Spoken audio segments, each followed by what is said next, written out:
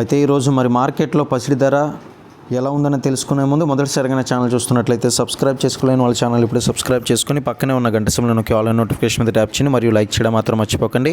ఇక వివరాలు గమనించండి. ప్రస్తుతం మార్కెట్లో అయితే తగ్గిన బంగారం ధర అంటూ అప్డేట్ అయితే రావడం జరిగింది. స్క్రీన్ మీద చూడొచ్చు. తగ్గిన బంగారం ధరలు. హైదరాబాద్ బులియన్ మార్కెట్లో ఇవాళ బంగారం ధరలు తగ్గింది.